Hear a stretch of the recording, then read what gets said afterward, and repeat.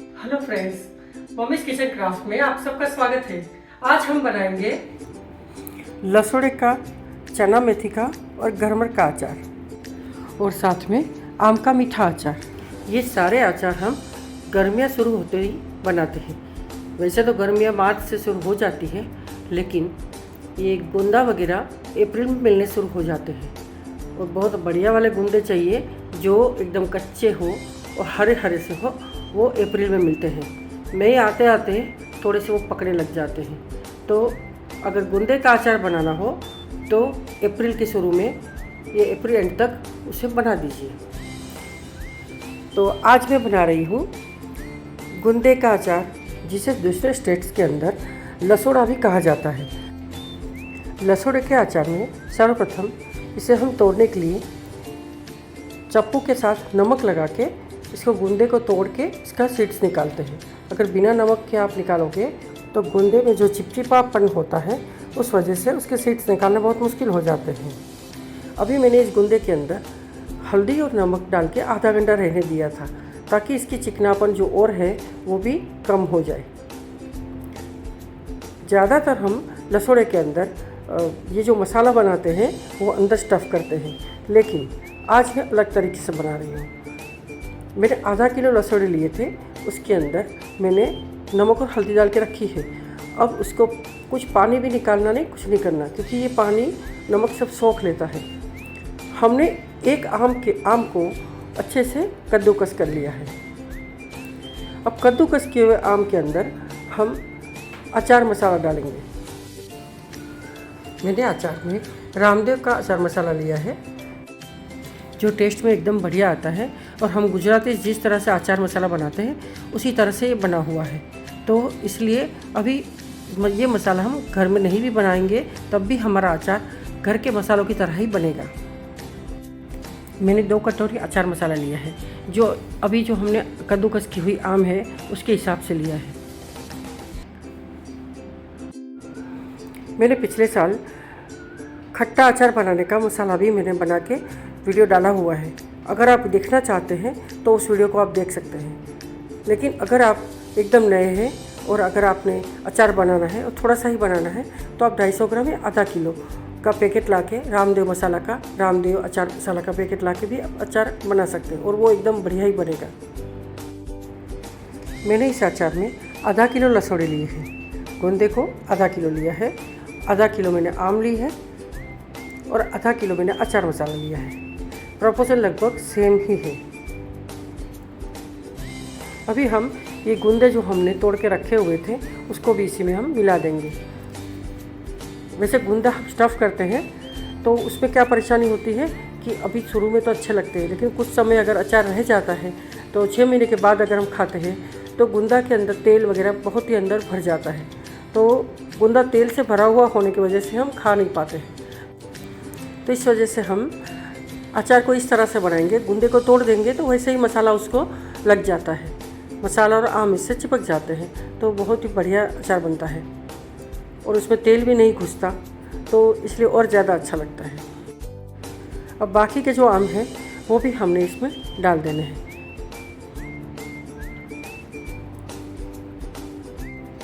ज़्यादातर हम गुजराती जब अचार बनाते हैं तो राजापुरी आम का ही उपयोग करते हैं, लेकिन इस बार मैंने ये आम से बनाया क्योंकि ये आम भी बहुत ही अच्छे खट्टे थे, तो इसी से मैंने अचार बना लिया है। तो आप इसमें कोई भी आम यूज़ कर सकते हैं, जैसे कि ये तोतापुरी आम, अगर कम खट्टा पसंद हो तो तोतापुरी आम ले सकते हैं, ज़्यादा खट्टा चाहिए तो राजापुरी ले सकते हैं।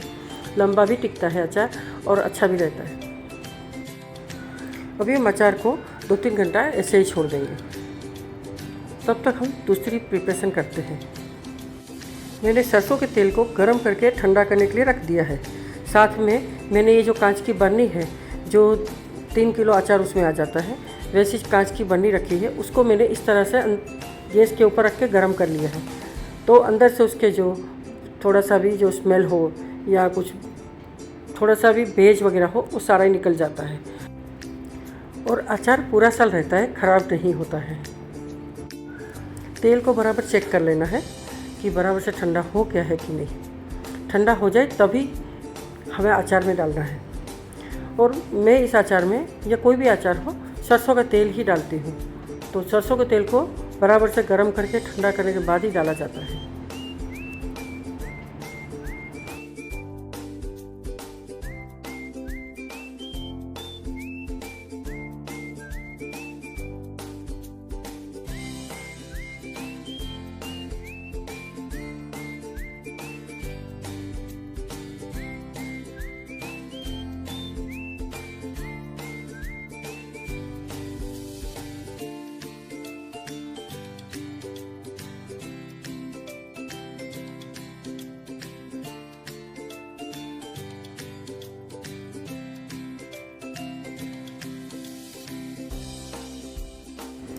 अब ये गुंडे का अचार हमारा प्रॉपर रेडी हो गया है, तो हम इसे साइड पर रखेंगे और एक साथ सब में तेल डालेंगे। अभी हम दूसरा अचार बनाते हैं गरमर का, जो यहाँ गुजरात के अंदर गिरनार एरिया में ये गरमर होते हैं, तो इसकी हम अचार बनाते हैं। इसके आयुर्वेदिक मूल्य बहुत ज़्यादा है, इस वजह से हम अचार के फॉर्म में इसे खाते हैं। गरमर को हमने छील लिया था और उसके हमने छोटे छोटे से टुकड़े कर लिए थे, उसे हल्दी नमक में डाल दिया था। ये गरमर एक जड़ होता है, जिस वजह से हल्दी और नमक डाला जो पानी था वो भी उसने सोख लिया है। दूसरे दिन हमने इसके अंदर अचार मसाला डाल दिया है और साथ में थोड़ा सरसों का तेल भी डाल दिया है। तो ये अचार हमारा एक दिन में इसे रेडी हो जाता है और खाने के लायक तैयार हो जाता है। ज़्यादातर लोग गरमर को छील के इसको हल्दी और नमक में रखे रहते हैं, पूरा साल उसी में रखे रहते हैं और उसी को अचार के तौर पर खाते हैं। लेकिन मैं इस तरह से इसको बनाती हूँ, जो बहुत ज़्यादा टेस्टी लगता है। तो हमारा गरमर का अचार भी तैयार है। अभी हम बनाएंगे चना मेथी का अचार, जो गुजरात में ये अचार भी बहुत ज़्यादा बनता है। लगभग हर एक के घर में बनता होगा और इस सीज़न में तो बहुत ही बनता है। चना मेथी को हमने आम के खट्टे पानी में एक दिन के लिए भिगो दिया था। आम के खट्टे पानी की वजह से चना और मेथी दोनों फूल जाता है और खट्टा भी हो जाता है और नमकीन भी हो जाता है। दूसरे दिन सुबह हमने जो छलनी जैसा बर्तन है उसमें हमने चना मेथी को छान लिया, उसका पानी अलग कर दिया। अभी उसको हम ऐसे ही रखे रहेंगे। आम को हमने एक दिन हल्दी नमक में डाल के रखा था, उसी का जो पानी निकला उसी में हमने चना मेथी को भी भिगोया था। अब आम भी थोड़े से ड्राई हो गए हैं, हमने इसको सुखाया नहीं है, उसी तरीके से रखा हुआ है जैसे था। अब उसी को हम इसके अंदर डाल देंगे।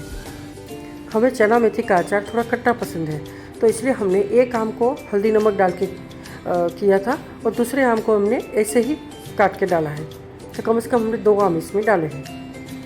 अब इसके साथ हमने अचार मसाला डाला है, जो कि तकरीबन आधा किलो है।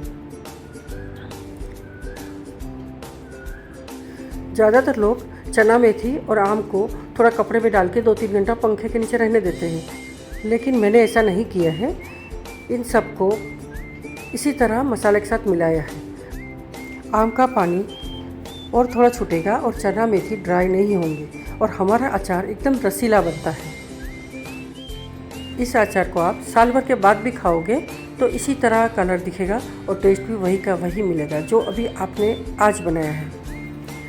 तो आप भी इस तरह से मेरी स्टाइल से अचार बना के देखिए, एकदम इंस्टेंट फटाफट बनेगा, ज़्यादा मेहनत भी नहीं लगेगी और बहुत ही टेस्टी बनेगा।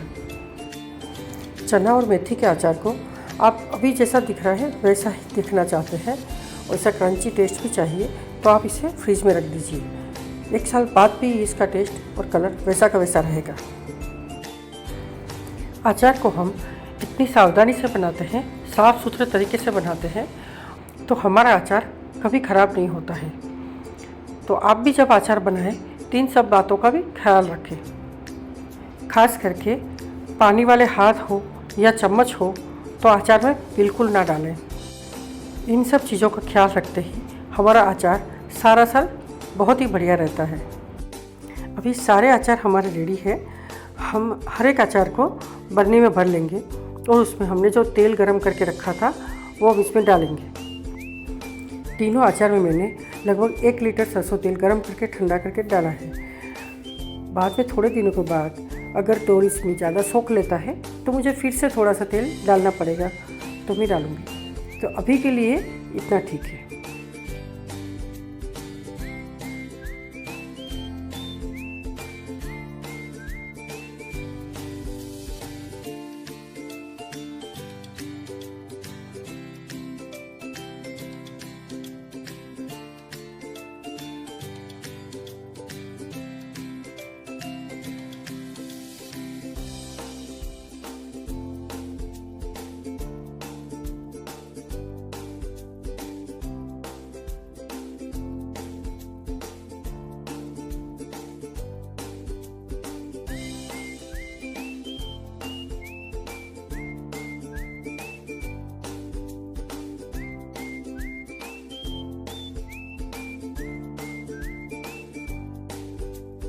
अभी हम बनाएंगे आम का मीठा अचार, जो हमारे गुजराती की स्पेशलिटी है कि ये अचार नहीं बना तो कुछ नहीं बना। ये तो अचार हम बनाते ही बनाते हैं। इस अचार की खास बात यह है कि इसमें तेल बिल्कुल ही कम जाता है। बिना तेल के भी ये अचार वैसा का वैसा ही रहता है। इसमें गुड़ की मात्रा ज़्यादा होने की वजह से ये अचार ख़राब भी नहीं होता है, पूरा साल वैसा का वैसा रहता है। सबसे पहले हमें राजापुरी या तोतापुरी आम जो भी है उसको काट के रख लेना है। उसके अंदर हल्दी और नमक डाल के एक नाइट छोड़ना है।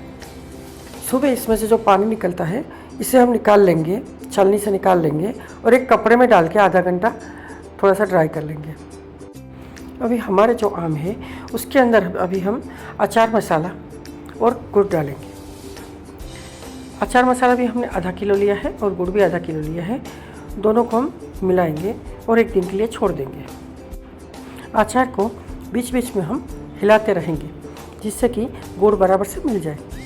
2 दिन के बाद इसके अंदर सरसों का तेल आप इसमें 100 से 150 ग्राम ही गर्म करके ठंडा करके डाल देंगे।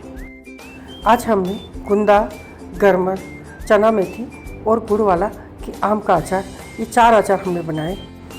तो मेरे अचार की रेसिपी आपको कैसी लगी ये मुझे कमेंट करके ज़रूर से बताना।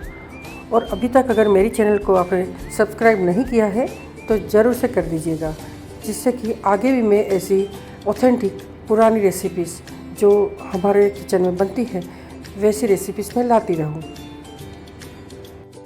तो फिर मिलते हैं नए वीडियो में नई रेसिपी के साथ।